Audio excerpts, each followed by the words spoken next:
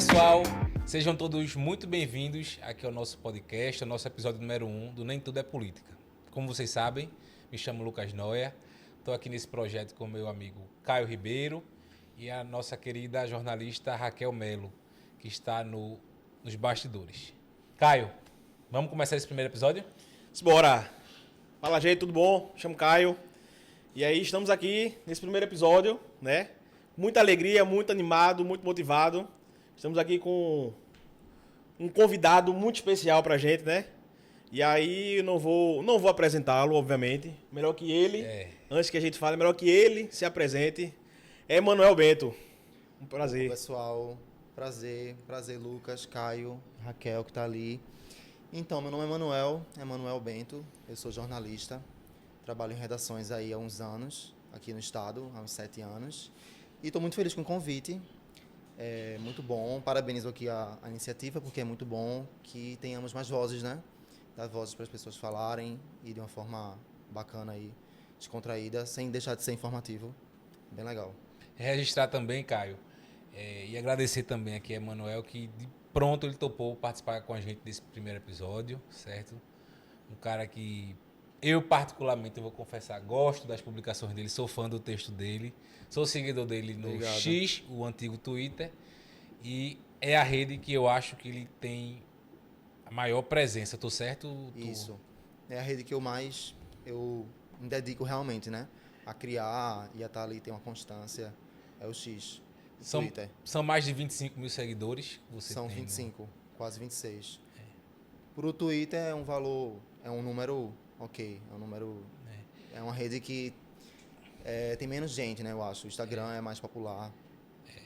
E lá é uma plataforma que você usa de forma pessoal, profissional ou só pessoal? Então, eu criei ela pro meu pessoal, mas ao longo do tempo as coisas foram acontecendo, né? Eu comecei a trabalhar em redação e depois de um tempo já em redação eu percebi que eu tinha que ter uma plataforma para divulgar o meu trabalho, para que não ficasse apenas nas redes do veículo que eu estava.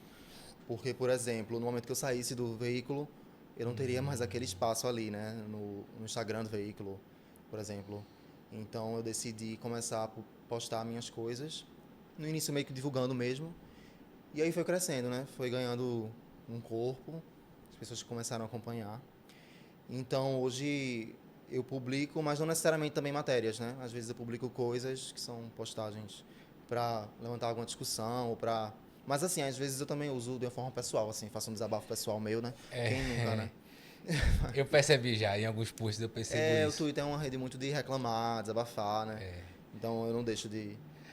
Emanuel, mas dessas discussões que surgem a partir de comentários pessoais que você faz no seu Certo. Twitter, no seu X Twitter, a partir daí isso já te levantou uma ideia de escrever algo sobre, ou as próprias discussões que se criam a partir de um comentário seu, de uma publicação sua, já saiu uma matéria ou algo do tipo a partir das discussões na sua rede social?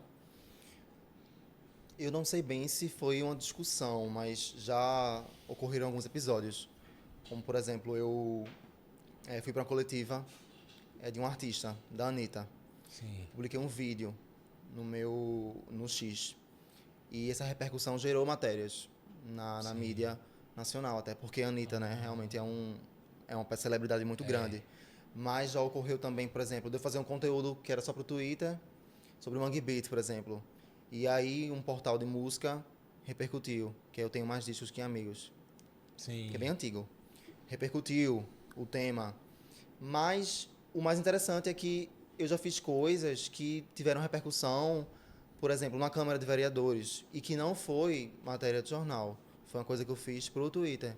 Por exemplo, sobre uma coleção de arte sacra de Zé Santeiro, que é um cara que mora nas Graças. Sim. E tem uma coleção muito grande de arte sacra que meio que está sem um destino. Então eu fiz essa publicação, foi um fio, né, uma série de publicações. E uma vereadora entrou em contato comigo, a comunicação entrou comigo, falando que ela ia, né, discursar sobre o assunto e que ia tentar enviar um documento, enfim, para tentar, de alguma forma, fazer com que essa coleção tivesse o destino. Um outro deputado também entrou em contato, a comunicação do deputado entrou em contato. Eu não sei exatamente qual foi o fim que teve, mas eu achei interessante isso. Porque rendeu ali uma discussão. Discussão política, na uma verdade, discussão né? política, né? De, enfim, pessoas que têm representatividade no campo político, de tentarem encontrar ali, de encontrar uma pauta nisso, que possa ser trabalhada, né? Mas é interessante isso, porque o jornalismo é isso, né? É levantar algumas pautas, jogar luz em alguns lugares. Eu lembro de uma publicação no teu Twitter, eu acho que eu não estou enganado, sobre Agamenon Magalhães, Isso. que inclusive está até fixado. Isso é para Isso. você ver que eu sigo você e leio o que você escreve. Obrigado. E é muito interessante, na verdade, Agamenon Magalhães, que é um cara hoje, que foi um cara, na verdade, que dá o nome a uma avenida, uma das principais avenidas da nossa cidade, e com uma história fantástica, as curiosidades. Foi um texto muito legal que você fez. E aí Obrigado. eu faço esse link justamente com essa questão da política que você fala da Câmara de Vereadores. Só para levantar a bola. Quem quiser saber qual é a matéria, vá no X de Emanuel. Qual é o endereço, Emanuel? É o meu nome, é Emanuel Bento. Emanuel com 2 N's de navio. Esse detalhe que eu sempre falo. Eu já decorei. Emanuel Bento. Aí lá eu publico muito do trabalho que eu faço ainda no jornal, né? Eu sou repórter do Jornal do Comércio, sou repórter de cultura. Antes eu era do Diário de Pernambuco.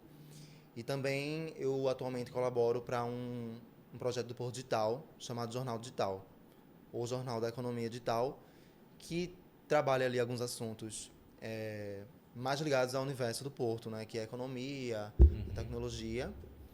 E também, mas tem uma parte sobre a história do Recife dentro desse portal, porque o Porto Digital, quando escolheu-se, né, o bairro do Recife para abrigar o Parque Tecnológico, foi de propósito para movimentar aquela área ali, né, para dar uma vida àquela área, que as empresas ocupassem, o que está acontecendo, que a gente está vendo.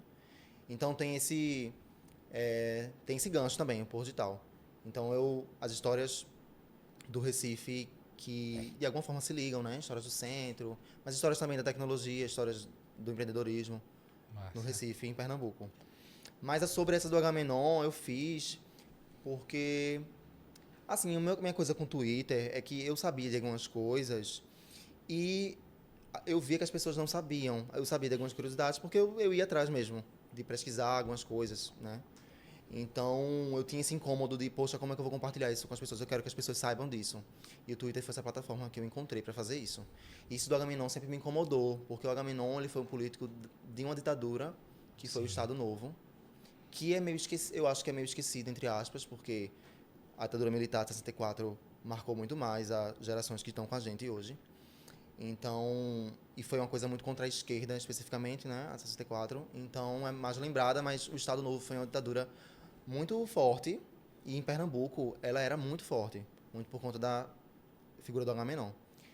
E ele governou assim com a mão de ferro, ele era muito próximo de Getúlio Vargas.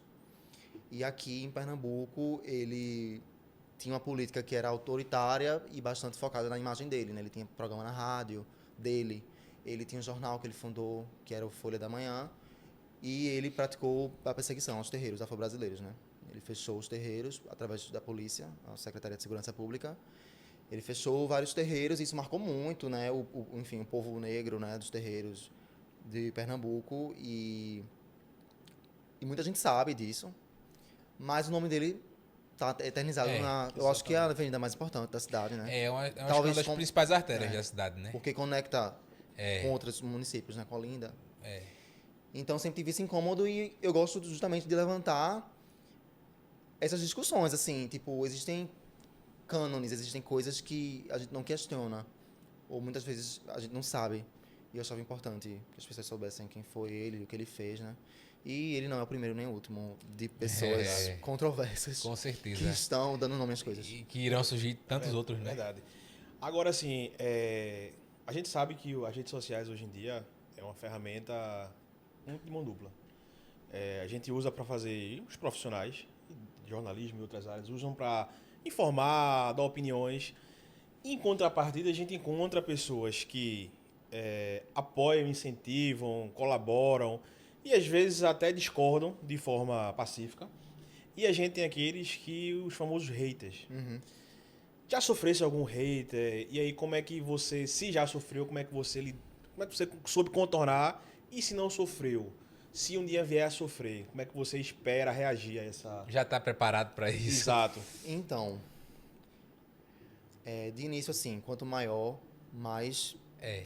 a pessoa Exatamente. fica no alvo para É ser... porque é como se você estivesse num palco para 25 mil pessoas Isso. que estão ali Quanto maior prontas, você se torna... prontas para dar uma opinião, mais- prontas para dar uma contra-opinião em relação à sua ou uma matéria que você faça, né? Justamente. Assim, eu me acho bastante moderado. Eu acho que eu não sofro tanto hater por isso.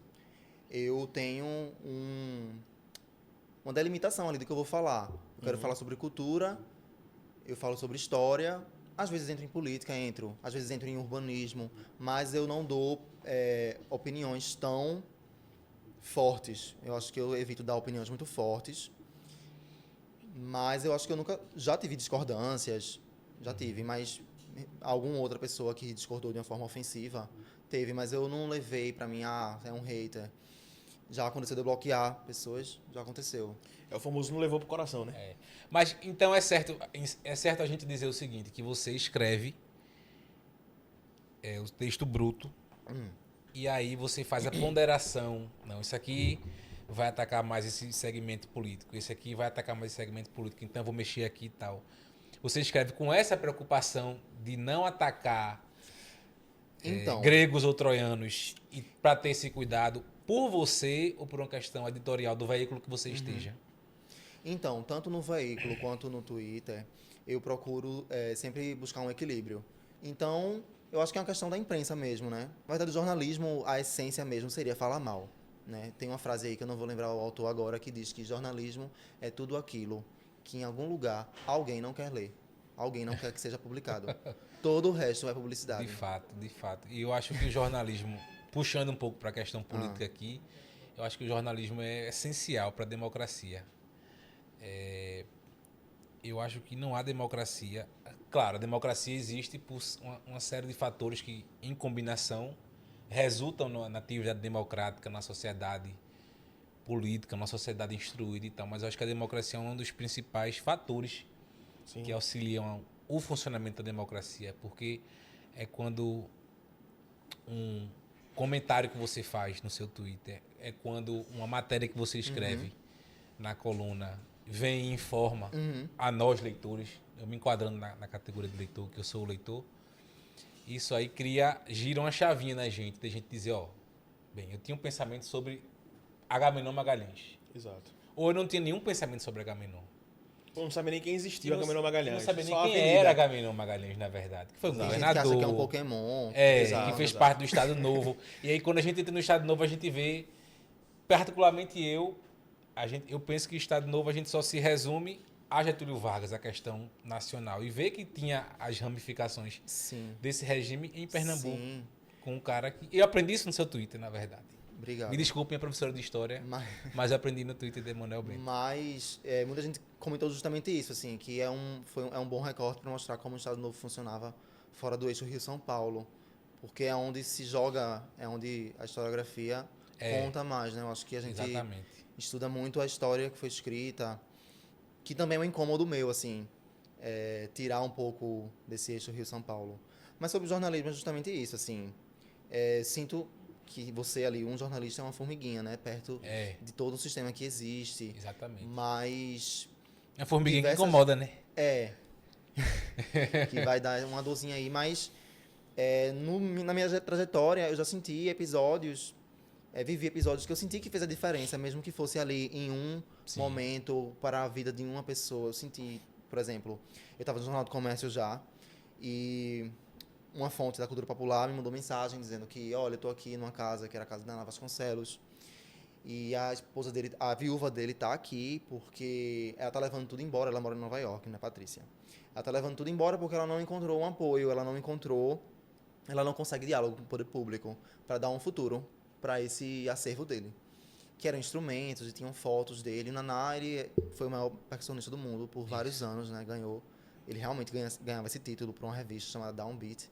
E ele ganhou vários Grammys, que era o Grammy dos Estados Unidos, né? Não era o latino, que também é importante, mas Só pra dar uma dimensão de quem era ele. Sim. Então eu fiz essa matéria, né? Tipo assim, e no dia seguinte, o Gustavo Krause publicou um artigo de opinião no JC falando sobre essa coleção. Então, eu tive uma dimensão ali como isso atingiu novas esferas, muito por conta através do jornal.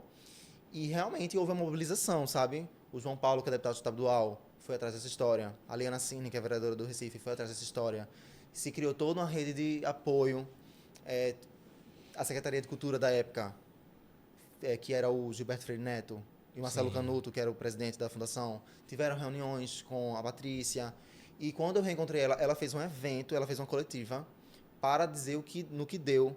E quando eu encontrei ela, ela me agradeceu muito. Eu disse, olha, eu sou Emanuel, ela me agradeceu muito, porque, de fato, as pessoas souberam através dessa matéria, assim, e é um exemplo recente, e que envolve cultura, e que me marcou, assim, e até onde eu acompanhei, a prefeitura tinha realmente, assim, queria fazer um projeto ali no Recife Antigo, pela memória do Naná, porque ele abriu o Carnaval do Recife, no Marco Zero. Então, um exemplo, assim, de uma repercussão, sabe?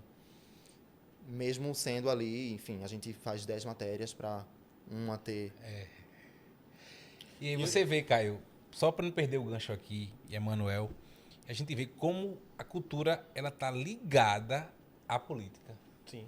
De uma forma muito direta. Sim. Você vê o expediente normal, como você falou, 10 matérias que você faria, um expediente normal criou esse movimento todo envolvendo vários atores políticos, presidente de órgãos, secretários, vereadores, na verdade, parlamentares, o ex-governador Gustavo Krause, que é pai da hoje governadora, atual vice-governadora, na verdade, Priscila Krause. Então, assim, mesmo que... Eu acho que todo esse relato que Emanuel traz pra gente mostra que a cultura ela tá ligada à política. Sim. Acho que não só a cultura, mas todos os temas que a gente pode abordar nos próximos episódios. Há histórias como essa, bonitas, na verdade, histórias que transformam a sociedade. Não é? Que a gente costuma dizer que a política é um meio de transformação social. Ela ajuda. Quando ela não faz, eu acho que quando a política não faz isso, ela deixa de servir ao propósito que deveria ser, deveria existir. E ela... mostra... Não, pode falar. Não mostra muito, assim, como muita coisa depende da vontade política. Né? De um gestor que ele tem uma vontade, ele tem essa preocupação. Tudo depende muito dessa figura, assim. A gente vê muito isso ao longo da história aí, né? Os governadores que já passaram e eles deixaram marcas, né? Exato. Poxa, isso aqui foi o Jarbas Vasconcelos que fez. Eu acho que é muito desse ímpeto. E Jarbas também que tem uma relação muito forte com cultura, né? Que foi durante o governo dele que foi criada a FENEARTE. É um cara que, independente de bandeira partidária de quem esteja nos assistindo, e de fato é nossa missão aqui é ser totalmente imparcial, né? Mas a gente reconhece que foi um governador que criou uma das, se não a maior. A maior feira, acho. A maior feira de artesanato. Posso estar enganado, mas é a maior feira do país. E é uma feira muito bonita. Muito, e bem consolidada. Exato. Muito importante para a economia criativa, né? Para o artesanato e movimento do estado todo. De fato, o que falam muito de Jarbas é porque eu era muito novinho, né? Mas eu sei éramos. Não sou jornalista. Exato, éramos. Mas eu sei que falam que ele movimentou muito ali aquela área do Recife Antigo e áreas do centro com iniciativas culturais que tinham, que a noite era muito movimentada, né? Eu ouço muito isso. Na época dos Jarbas, né? Enfim, deixou sua assinatura. Eu acho que o João Campos também vai ser lembrado, talvez como uma pessoa que criou movimentações nesse sentido, né? Por exemplo, o Réveillon que ele fez, né? Uma nova dimensão ao Réveillon. O São João, que sempre já ocorria ali no bairro do Recife, mas a gente vê que ganhou uma nova dimensão. Isso. E é o que eu estou falando, é a vontade política. Exatamente. E aí, pegando essa fala de Emanuel, são um atual gestor, um ex-gestor, né, e de duas formações culturais diferentes. Jarbas, bem diferentes, né? Jarbas é um mais antigo, né? Pela idade, e João, um gestor da nossa idade, né? Da nossa idade também. Deve ter o quê? 26 anos? 25? 30. Por aí. João? Fez 30 esse ano. Fez 30 esse ano? É mais velho que eu. Isso eu tenho que deixar registrado aqui. Não vou opinar sobre. Então, assim, e são choques de gerações de cultura, mas são gestores que sempre governaram olhando para Com certeza. a cultura. E esse ano a gente viu um aceno muito forte para o movimento brega. Isso, O movimento exatamente. brega funk. O movimento periférico. Exatamente, que sofre muito preconceito. Exato. E esse movimento, o próprio João disse isso, esse movimento de nevar foi muito mais político de mostrar que a periferia. Porque você anda nós andávamos antes dessa febre, né, de nevar. Isso aconteceu na periferia, né? É. Eu sou um cara criado na periferia. Eu também sou de periferia. Né? E você chegar na periferia e era um período muito discriminado. É. Meu pai, ele é servidor público e ele nunca deixou eu pintar o cabelo, porque ele dizia, se vai pintar o cabelo, na esquina a polícia vai bater. É. A polícia vai... Meu avô Então, assim, dizia a mesma coisa. isso foi um movimento político muito forte. Porque você viu depois que ele nevou, né? Políticos de diversos... Teve um deputado federal, né? Lindbergh, vou falar o nome dele. Lindbergh veio aqui, Nevou ex-senador, nevou. E você vê a avalanche que gerou em vários meios no país, não é? Isso. Extrapolou as fronteiras do Recife. Ele para saiu onde desafiando os candidatos a prefeito que são políticos, né? Ou os políticos Isso. de mandato, ele saiu desafiando. Mas com esse choque de cultura, como é que você vê que o incentivo que foi dado para esse ano ao movimento brega, como pegou o meio político? Assim, você acha que foi muito bem aceito ou houve ali uma resistência? E aí isso é uma coisa mais assim de bastidores mesmo. É. Você acha que ouviu alguma coisa, ou na sua opinião mesmo, houve uma resistência do mundo político ali, de até mesmo dizer, João, pelo amor de Deus, como é que tu vai ir? Porque assim, pintar o cabelo de amarelo, existe um preconceito, falar assim, pô, isso é coisa de menino que... Vou dizer a palavra, é maloqueiro. Maloqueiro. Coisa de maloqueiro. Então assim, na sua opinião, ou se realmente os bastidores, existiu esse preconceito com esse movimento que existiu, principalmente dessas pessoas que eram ali ligadas a... Tem muita gente que era ligada da época de Jabas, não necessariamente fez parte do governo, mas fazia a cultura lá atrás e continuou na cultura hoje em dia. Olha, pelo que eu consegui acompanhar de bastidores, eu não vi uma resistência pelo viés do preconceito. Mas, assim, quando eu era estudante, a gente falava muito sobre essa questão da invisibilidade do brega. Por exemplo, o brega não estava no carnaval, né? O brega não estava nas propagandas. Era uma coisa meio colocada debaixo do tapete, de fato. Isso eu era estudante. E quando eu entrei no diário, eu cobri muito brega. E era muito por essa linha de que nós precisamos dar essa visibilidade, nós precisamos tratar como cultura. Então, foi uma época que eu cobri bastante. E eu acho que a questão de João Campos aí, a questão do Nevô, por exemplo, tem um grande ponto, que é ele ser jovem. Eu acho que não foi tão estranho, porque ele é um político jovem e ele já criou todo um background, ele já criou toda uma narrativa de um prefeito ligado aos MCs, né, aos cantores de brega. Ele já vinha construindo isso, então acho que ele conseguiu construir de uma forma interessante. Então não acho que teve uma resistência. Pode ser que alguma pessoa ou outra, algum político ou outro tenha, mas assim, o que eu acho é que deu esse apoio. Né? Teve shows no Marco Zero, em outros polos, abriu-se um espaço, de fato, nos eventos públicos. Até 2017, o brega não podia tocar, por exemplo, nos palcos do governo do estado, porque ele não era considerado uma expressão cultural. E era. Era. Então, não tinha-se isso. Nós não podemos colocar brega, porque ele não é considerado uma expressão cultural, pelo Secult e Fundarp. Entendi. Então, foi criado um projeto de lei, que foi o Edilson Silva, que na época era do PSOL, Deputado estadual na época. que era da Alep. Ele fez esse projeto de lei, enfim, foi um grande movimento do brega, né? Os cantores foram para a Alep para defender no dia da votação e foi aceito. E a partir de 2018 já teve brega, por exemplo, no FIG, que é um evento do governo do estado, Isso. entende? Aí o Carnaval do Recife já com a prefeitura. E a prefeitura também abriu espaço em 2020. Pela primeira vez teve a Priscila Senna no Marco Zero. Mas eu acho que assim, a gente está olhando muito para shows, cachês, eventos. Isso é muito importante. Mas a política pública, da cultura, ela vai muito além disso. Perfeito. Então tem que ser olhado quais políticas públicas estão sendo construídas em torno do brega. Até porque o brega também, pela Câmara do Recife, é um patrimônio material do Recife. Né? Foi aprovado o projeto lá de lei na Câmara. Então, a política cultural é algo muito complexo, que não é só o show. Então, a gente tem que pensar, por exemplo, temos no Recife e no governo do estado o projeto do Patrimônio Vivo, que dá uma mensalidade por mês a algumas pessoas que se inscreveram, que são artistas muito antigos, que têm um peso para a cultura popular. E eles ganham essa mensalidade por mês e tal. Isso é um exemplo de política pública que eu estou dando, que não é o show, entende? Então, é necessário buscar uma forma também de agregar o brega nesse sentido. Por exemplo, existe o Compaz, certo? E o Compaz tem uma parte de computadores.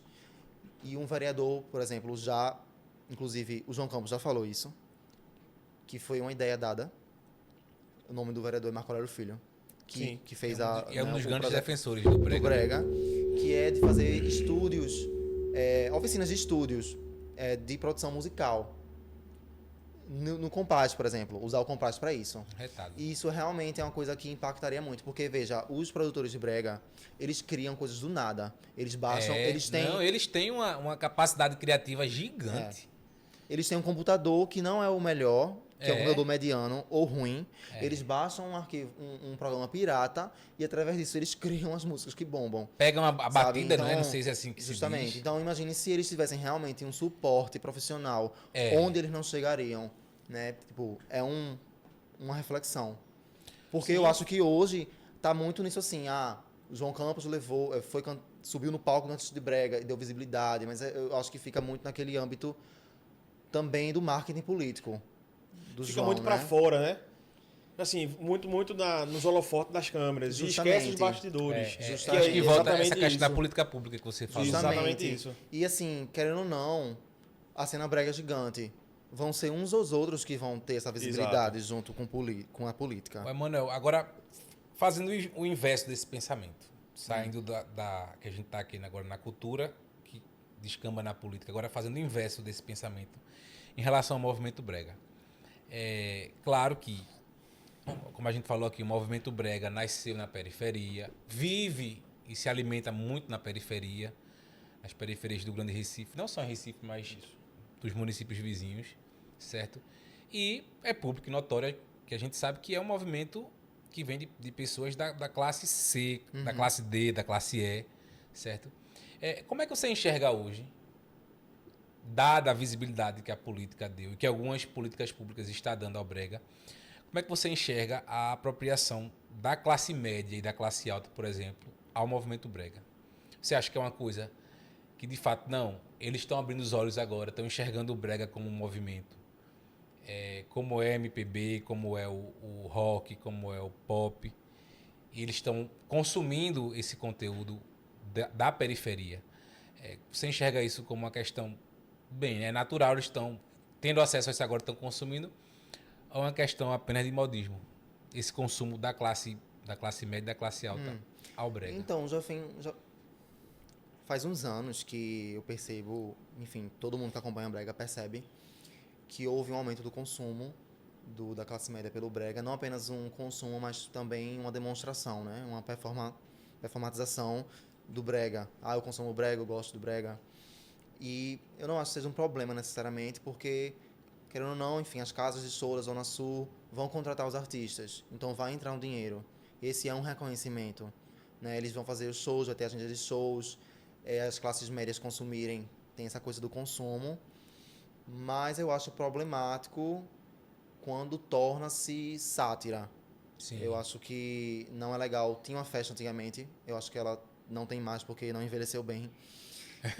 Eu vou falar o nome aqui porque À vontade. que era I Love Cafuçu. Era uma Sim, festa que era sim. realizada I Love Cafuçu, em que as pessoas iam vestidas, fantasiadas de galeroso, mas era um tom jocoso, sabe? Era É pejorativo. Era pejorativo, sabe? Na verdade, é a apropriação cultural que a gente tanto fala hoje, não é? A apropriação cultural é quando você apropria e acha que é cool. Eu tô arrasando. Nesse caso era uma sátira mesmo, que Era era uma sátira. pra de uma forma negativa, sabe? Sim. Eu acho problemático aí, mas eu acho que a grande questão é que a gente tem que refletir, poxa, o brega tá em vários lugares, tá na mídia nacional, teve matéria no Fantástico. tá ocupando espaço, mas assim, no que isso está realmente retornando para os artistas, sabe?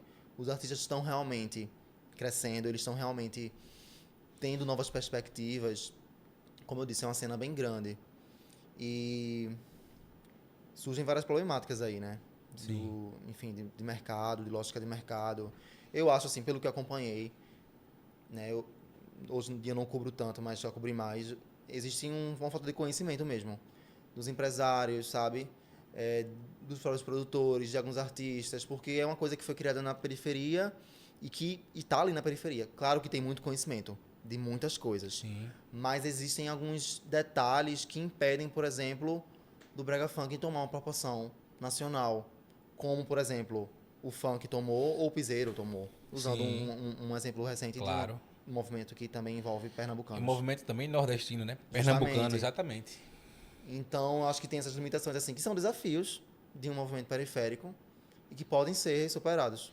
E você acha também que dentro do próprio meio de produtores, de empresários, há um certo tipo de preconceito? Porque, por exemplo, tem o do piseiro, que aí há um segmento que diz, o piseiro não é forró.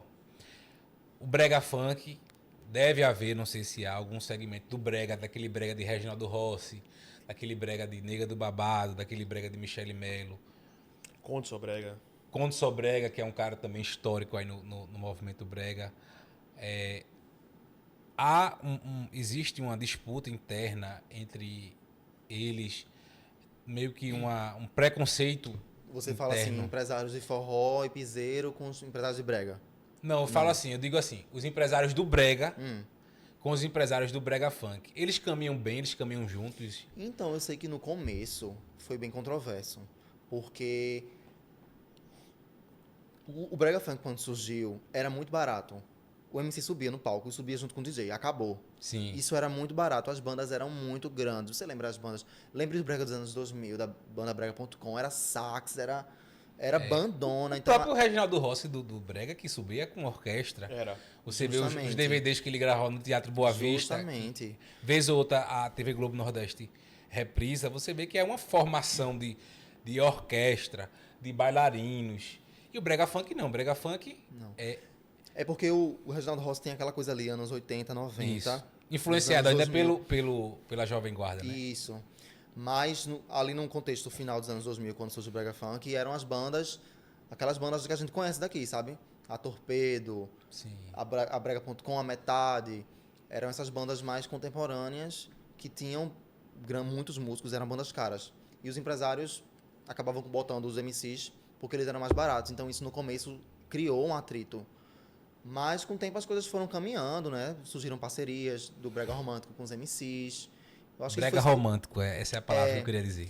Não, eu acho que isso foi superado. Assim, temos várias, por exemplo, tem parcerias do Tocha com a Rafaela Santos, Sim. que são grandes sucessos da Rafaela E também. Rafael hoje é um O nome próprio nacional, né? Sheldon com o Com Conde, né? Michele, com Conde, justamente. Eu acho que isso foi superado. Assim, todos eles conseguem se olhar no espelho e somos bregas juntos, sabe? Como você faz parte do Sistema Jornal do Comércio, eu lembrei agora que quando eu era criança, há pouquinho tempo, Não é muito tempo, não. eu lembro que a TV Jornal, os programas da tarde que existiam, vários programas que existiam à tarde, tinha muito espaço para o brega romântico. Né? Eu lembro que várias bandas de brega romântico eram lançadas na TV Jornal, no programa da tarde, aquele Era programa muito que mais. era... Muito espaço. Eu acho que Como é o nome do programa? Muito mais. Muito mais. Teve Pô, esse. com... Qual era o nome dele? Dani Oliveira. Alô Den, exatamente. Alô Den. E Eu acho que o Beto Café também foi. Beto um. Café, Beto Café. exato. Aquela moça Dani Dani Monteiro. Dani Que Monteiro. já era interativo. Isso. Que eu acho que Raquel foi- é fã de brega, tá aqui Eu acho que- dando a fila, gente. Eu acho que essa Dani foi uma das últimas, né? Foi uma das Interativo, eu lembro. Foi. Era um outro momento, mas realmente foi um momento muito marcante, porque nos anos 2000, as periferias almoçavam consumindo nas Isso. TVs locais. Então, tinha até uma casadinha, que era o jornalismo policialesco, que era Exatamente. bronca pesada. Cardinou. Rapaz, E eu logo em almoçava, seguida- eu almoçava todo dia. Eu chegava do colégio, eu almoçava todo dia assistindo Carnô. Cardinou. E logo em seguida Todo vinha dia. o brega, então era uma casadinha, era a violência, né? E em seguida o brega. Isso marcou toda uma geração, assim, foi todo um sistema ali. certeza. Os programas tinham muito poder, né? O Dani Oliveira, por exemplo, era uma pessoa muito poderosa, porque quem ele colocasse naquele programa ia bombar. Isso. Exatamente. Então veja, né? Inclusive ele tinha até ligação com algumas bandas meio empresarial mesmo, se eu não me engano. E foi uma época, nossa, marcou uma época, né? As bandas que apareciam, Banda Carícias, Mancha de Batom, mais a Banda Lolita, Swing do Amor. Swing do Amor, foi uma época muito boa. O brega nessa época foi muito marcante. É só uma vírgulazinha aqui. O microfone tá aberto se você quiser cantar algum trecho de algum brega, porque você é uma enciclopédia aqui do brega romântico. Não é meu forte. Mas eu gosto muito. É a época que eu mais escuto, assim. É a fase que eu mais... E ouço todas brega. essas, desculpa, Caio, só pra não esquecer disso, todas elas, não sei se existem todas ainda, mas elas estão nas plataformas de streaming de música. Que você falou que houve, então... Então, algumas bandas, porque muitas bandas já não existem mais, mas algumas, enfim, as gravadoras, as pessoas que detêm os direitos, subiram. Eu acho isso muito bom, porque aumenta o acesso. Sim, claro. E deixa organizado, para você conhecer os álbuns, né? E democratiza também, Democratiza. né, Mas assim, então no YouTube há muito tempo, né? Você É. encontra no YouTube muita coisa, vídeos Até os publicados esses programas. Você bota lá. que alguém gravou na fita. Exatamente. E ainda bem que essas pessoas O fizeram famoso isso. Tem Gogó de Elisamel, que Isso. é reproduzido até hoje pela Pablo Vittar. Mas, por exemplo, o Conde é uma pessoa que não tem a discografia publicada nas E é? plataformas digitais. Ele tem as coisas que ele lançou, depois que ele entrou para a autora atual dele, ele lançou DVDs. Sim. Aí ele tem esses DVDs publicados, ele tem algumas coisas de antes, mas tipo assim, o primeiro disco da banda Só Brega, você não acha, sabe? É uma coisa que eu, inclusive, já comentei até pro empresário dele. Eu não sei vocês, mas pra mim o brega romântico, ele tem um cheiro assim de Recife, ele tem uma memória afetiva de Recife, de você pegar um ônibus e andar assim pela Conde da Boa Vista, ou passar pelo Mercado da Boa Vista, sentir o cheiro de alguma fritura, alguma coisa. Me remete isso. Eu não bebo, mas me lembra, me dá essa memória também alcoólica disso tudo, aquela vibe Rapaz. Não sei você, cara. Não sei você, Manuel, também, mas Minha- me dá essa memória. Que minha esposa não escute isso. Mas eu já dancei muito breguinha romântico. Olha. Nas Olha. Rapaz, veja, não tem, sinceramente. Você falou aí dessa classe que consome o... O brega. Mas, sinceramente, o breguinha romântico não tem quem resista. Não tem E nada. assim, hoje em dia, e essa é onde eu quero entrar, hoje em dia ainda existe muito um preconceito contra o brega com relação à letra. Uns Sim. dizem que são muito pejorativo, outros dizem que mas aí é a cultura, Como o movimento brega e como a cultura reage a esse tipo de De crítica, não é? crítica que é... Porque assim, eu lembro que eu curtia muito o brega romântico, né? E curtia de verdade, né? Você ia pra uma festa, antigamente, pô, quando tocava aquele breguinha romântico... A luz abaixava assim. A luz abaixava, pô, você... Enfim, não falar muito não, porque senão a mulher vai achar que eu tô com saudade. E não estou. Mas assim, o breguinha romântico era muito bom. E eram as letras, às vezes, se você parar pra analisar, também tinham conotações sexuais e tal. Mas assim, a leveza era tão grande... É suave. Suave, né? Tão suave. Pra época não é. Exato. E assim, são coisas sim que isso vai no MPB, isso não é exclusivo do brega. Não. Né? Você vai... E só fazendo uma vírgula, Caio, e aproveitando também para passar isso para Manuel, eu acho que o brega, ele acompanha também o momento da sociedade, o momento político. Porque, veja, as letras de Rafaela Santos, as canções que ela canta. Tem algumas canções, claro que são chicletes, a gente ouve em todo Sim. lugar, e que é muito bom isso, você vê que é um produto que está sendo consumido em várias classes. Ela fala muito de empoderamento feminino, não é? Ela fala daquela mulher que se reinventa, que depois de uma traição... E os próprios bregas românticos antigos também fazem isso. Então, eu acho que o brega ele também reflete o momento da sociedade, que a gente fala muito hoje de empoderamento feminino. Há 20 anos atrás isso não era muito falado. Em 2004, eu acho que não era muito falado. Eu tenho uma opinião disso aí. Eu acho que o brega sempre foi muito de empoderar o feminino. Sim. A gente sempre tivemos Concordo. mulheres cantoras de brega. Diferente de outra, por exemplo, o pagode. é difícil você ver... A Ludmilla tá fazendo Ela tá fazendo história. uma história. Tá fazendo história. E... Assim, tem a Alcione, por exemplo. Não, assim, mas tem- aí vai muito são pro todos. Alcione é meu fraco, Alcione, viu? Alcione é meu fraco. mas aí vai muito pro âmbito do samba também. Exato. né? Você Samba, tem mais Alcione, tradicional. Leci Brandão, Bete Carvalho. E aí, Ivone de Lara. E aí você tem que gostar e assim, mastigar mesmo pra começar a falar. Mas hoje em dia temos vários grupos de pagode que estão fazendo fama e as mulheres não estão lá. Então, é diferente do brega. Eu sempre vi o brega com essa resistência com as mulheres. O protagonismo feminino, Protagonismo, né? exatamente. Né? A própria Priscila Senna vem de uma banda, né? A musa do brega. É.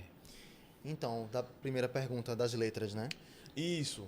Então, essa é uma controvérsia de ritmos periféricos no Brasil todo. Não é só do brega funk. Porque o funk do Rio de Janeiro também tem essa questão. O funk de São Paulo também tem essa questão. E o funk, ele é muito... o brega funk, ele se inspira um pouco no funk dessas capitais. De Belo Horizonte também, que tem uma cena funk bem forte hoje em dia. Mas é uma controvérsia que existe. Sim, é complicado dizer se é bom ou se é ruim, porque são eles que estão fazendo. Eu, por exemplo, eu acho que, às vezes, poderia pegar mais leve, mas eu acho complexo eu chegar pro MC e falar na cara dele, olha, vocês deviam estar pegando mais leve, porque quem sou eu, sabe? Eu não sou músico, eu não sou produtor, eu não sou empresário, eu não sou da cena, eu sou um jornalista, eu vejo as coisas de uma forma, enquanto jornalista. Então, eu acho que, assim, eu já entrevistei produtores que falaram, poxa, eu acho que a gente poderia a gente podia mudar um pouco isso, a gente podia não mudar um pouco o tom, porque talvez nós alçássemos voos maiores.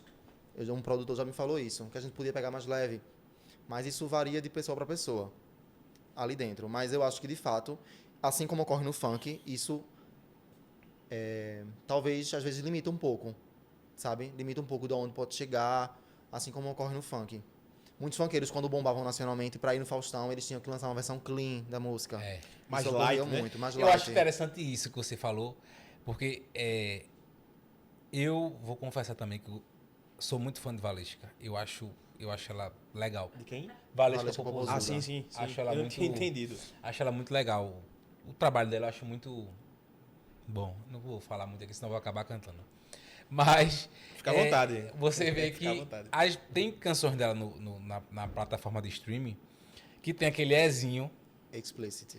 de explicit, né? É, E tem a versão clean.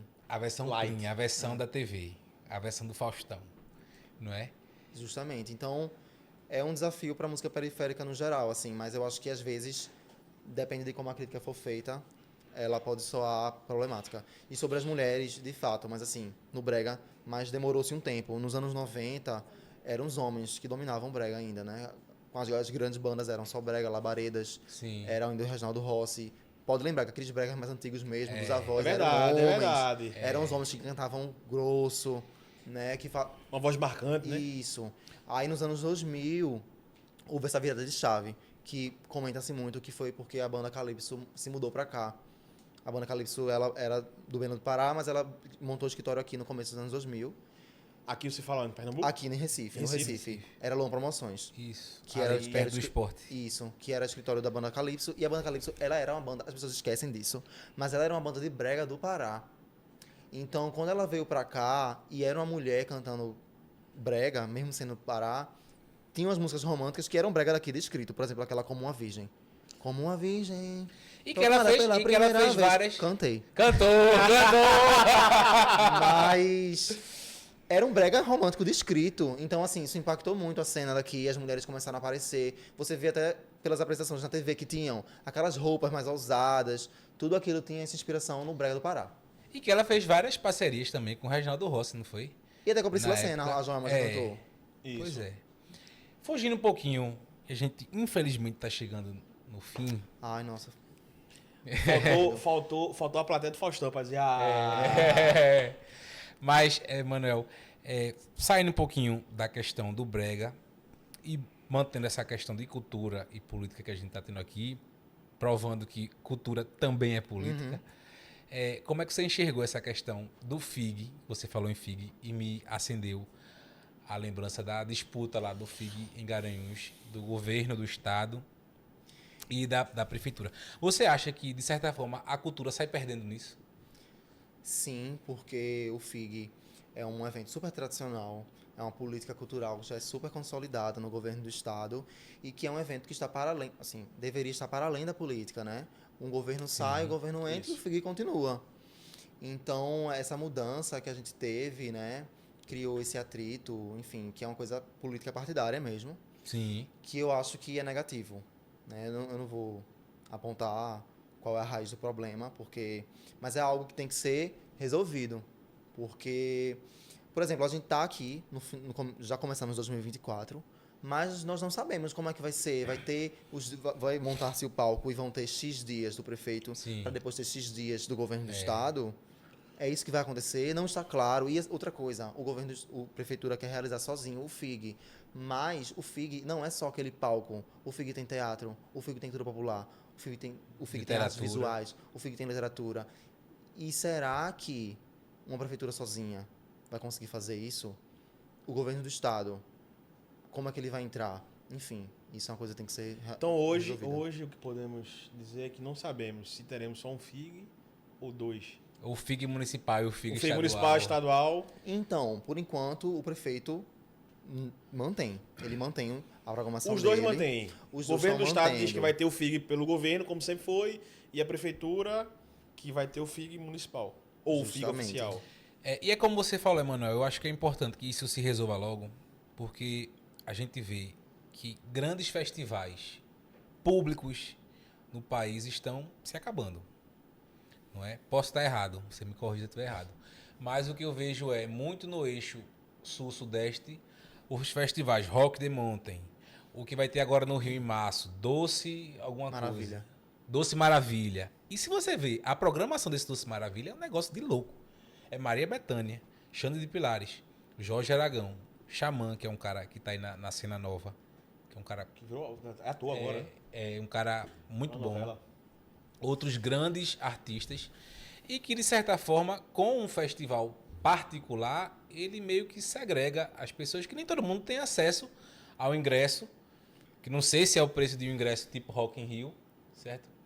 Mas que acaba meio que privatizando grandes festivais e, de certa forma, um show é uma das poucas, são um dos poucos acessos que o pessoal da periferia tem de ter acesso também à cultura, que não seja a sua cultura periférica, mas é uma cultura maior, uma cultura que está aí há muito tempo, entendeu? Existe uma grande discussão sobre a concentração de recursos no sul-sudeste para eventos desse tipo. Por exemplo, aqui a gente temos o carnaval, por exemplo, Sim. que é uma válvula de escape para que tenha esses eventos públicos gratuitos, por exemplo.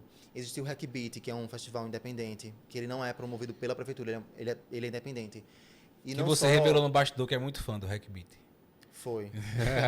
Mas tanto o produtor do Hackbeat como vários produtores já me confessaram em entrevistas de que é muito difícil fazer evento no Nordeste. É realmente muito difícil, porque as marcas, elas não jogam dinheiro aqui, né? Elas Sim. jogam o dinheiro que elas podiam, o dinheiro que elas colocam em uma ativação no Lollapalooza. Uma ativação é um ambiente da marca no meio do festival. O dinheiro que elas gastam ali, metade disso para um evento daqui faria uma grande diferença, talvez Isso. sustentasse o evento todo. É esse o nível da coisa, entendeu? Exatamente. Então a gente precisa de fomento público, mas também privado. O Pernambuco não tem uma lei do mecenato.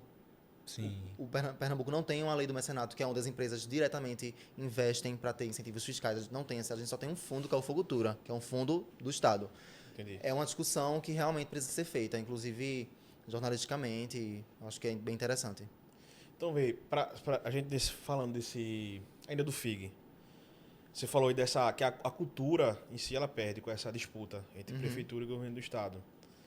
Será que podemos chegar no... Eu não vou fazer uma comparação, tá? Não é uma comparação, mas, por exemplo, aquilo que estávamos conversando nos bastidores mais cedo. É notório que o galo, cada vez mais, as pessoas estão consumindo menos o galo rua e estão indo para os camarotes privados. Será que essa disputa que está se iniciando, governo e prefeitura, lá no FIG, se ela não for, assim, resolvida logo, se ela não for tratada logo, será que podemos chegar no nível de FIG de que os patrocinadores ou os camarotes cheguem lá no FIG, tentem colocar, e aí o FIG, em vez de ser rua, começar também a ser camarote e comercializado, feito é no Galo hoje em dia, né? Que as pessoas não vão... Eu vejo muita gente da minha idade que diz assim, eu amo carnaval, é a minha melhor época. E, eita, eu vou pra Olinda. Porra, por quantos dias é Olinda? Não, fui pra Olinda não, fui pra aquele camarote lá, eu não vou dizer o nome. Fui pra aquele camarote. Nada contra, tá? Nada contra, é só não vou.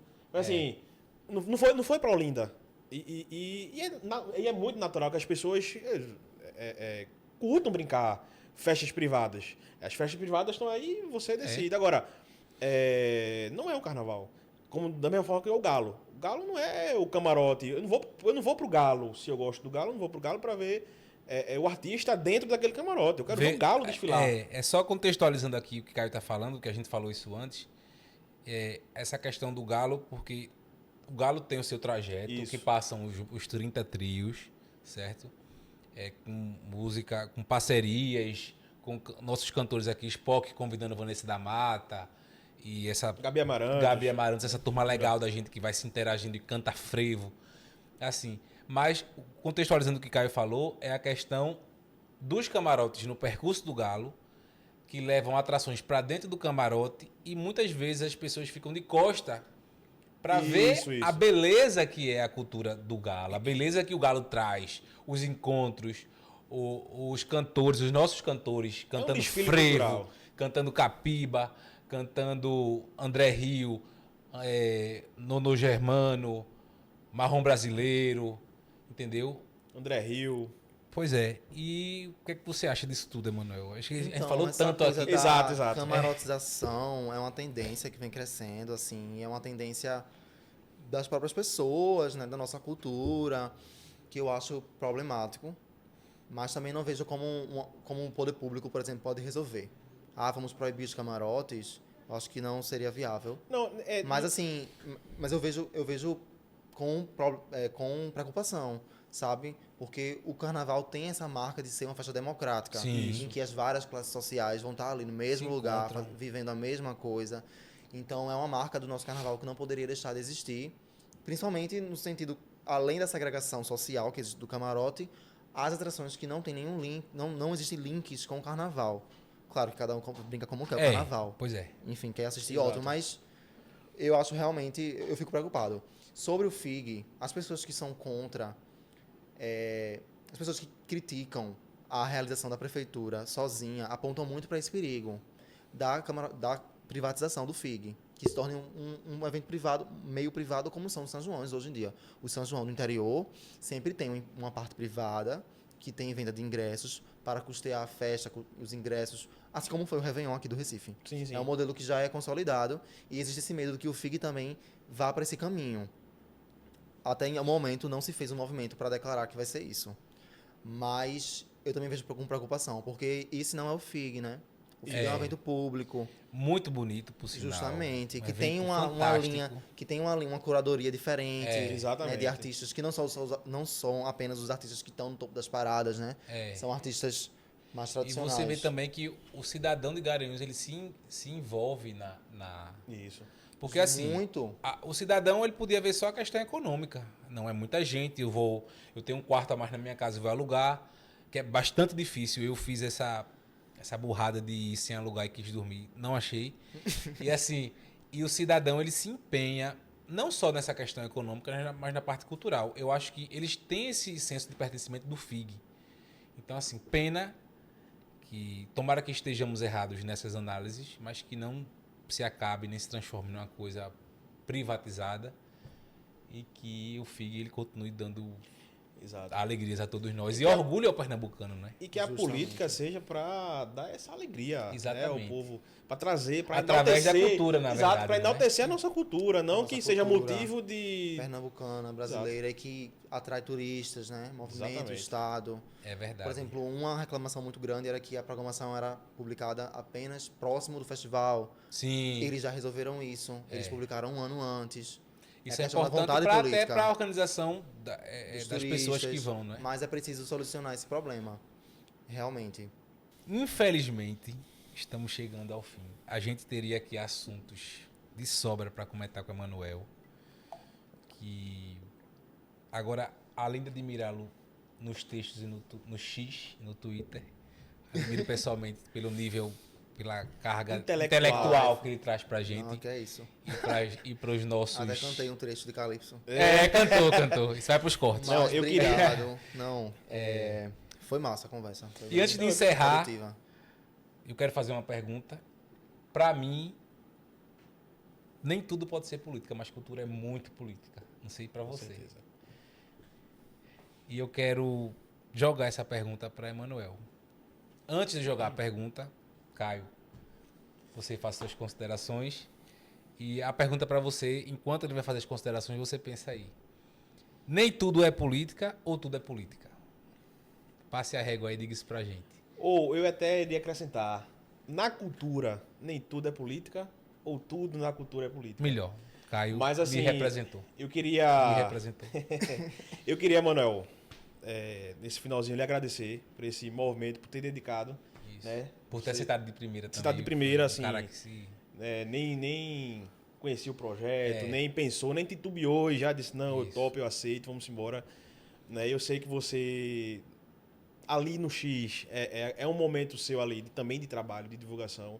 Então, o momento que você está aqui com a gente, você poderia estar produzindo, Isso. né, assim, pro seu... Sim, sim. Pro Jornal do Comércio, né, Sim. que você faz parte. Também agradecer, Caio, ao Sistema Jornal do Comércio Sim. por ter Sim, eu ia liberado chegar o lá. Emanuel para participar Tá aqui aqui do com a nosso gente, programa. né?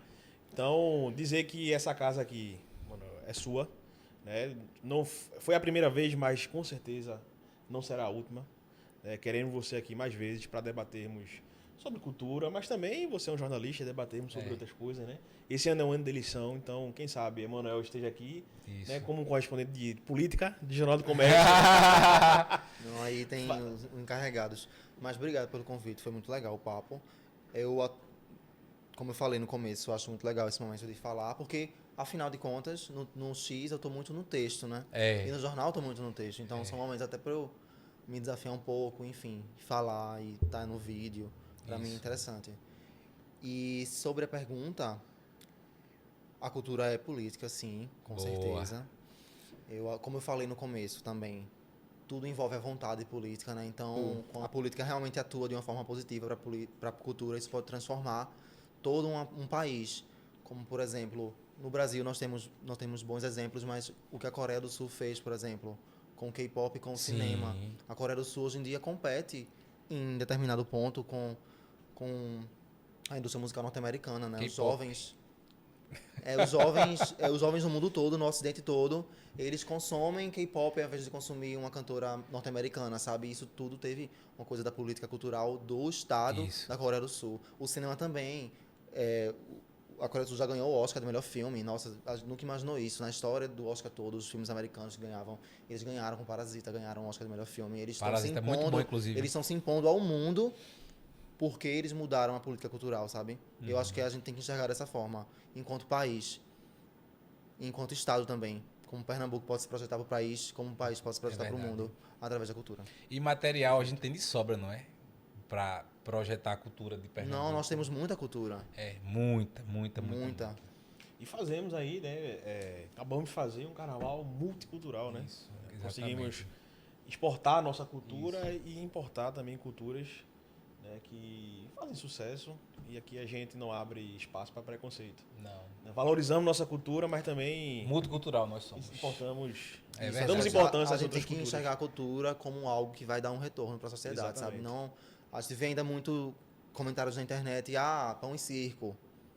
Eu acho que essa crítica é válida, mas tem que ser analisado como é que está sendo feito, né? Toda a cadeia econômica está sendo movimentada ali, as pessoas da cultura, os artistas precisam ter esse apoio, principalmente a cultura popular, né? Os artistas menores. Sobretudo a cultura popular, né? Justamente, que é a base que dá identidade, né, à nossa festa. É verdade. Pois é, pessoal. A gente quer agradecer bastante quem acompanhou aí nosso papo. Estamos muito felizes em entregar a vocês esse primeiro episódio. Confesso, Caio, que eu estava um pouco nervoso, mas fluiu aqui muito bem. Emanuel também foi um convidado que nos ajudou bastante aqui nessa discussão, Foi com massa. ricos conteúdos. Espero que tenham gostado também aí. E estou lá no X. Repita em aí, breve- repita aí. Uma Siga- coisa que eu sempre quis dizer. Ele vai dizer o endereço do X dele e vai estar aqui embaixo. Vai estar aqui embaixo o endereço. Está aqui embaixo, na verdade, agora, o endereço do X de Emanuel. Amei. Estou lá no X, @Emanuel Bento, como eu falei, com 2 anos de navio. Então, esse é o arroba de todas as minhas redes, porque também, quem sabe aí, também não estou fazendo coisas no Instagram, em breve. Olha Eu aí, tenho esse olha aí, projeto. spoiler, spoiler. Já tem um spoiler. seguidor. Spoiler. Já tem um Eu tenho seguidor. essa vontade de começar isso esse ano. Estamos começando o ano agora, que acabou o carnaval. Então, quem sabe... É isso aí. Pois é. Caio, É isso, gente. Valeu. muito bom né? estar com você nesse primeiro episódio. Foi bom aqui. Eu também tava nervoso. Também tava muito nervoso, mas com essas duas feras aqui, não tem como o papo não fluir, não tem como o papo não ter sido descontraído. Então, gente, muito obrigado de coração. E aí, contamos com vocês e vamos embora nos próximos episódios, nas próximas aventuras e nos próximos papos. Vamos Valeu. embora. Agradecer Valeu. também a Raquel que está aqui conosco, nos dando esse suporte legal aí. Beijinho, Raquel. É isso. Foi massa. Valeu. Você disse, ó.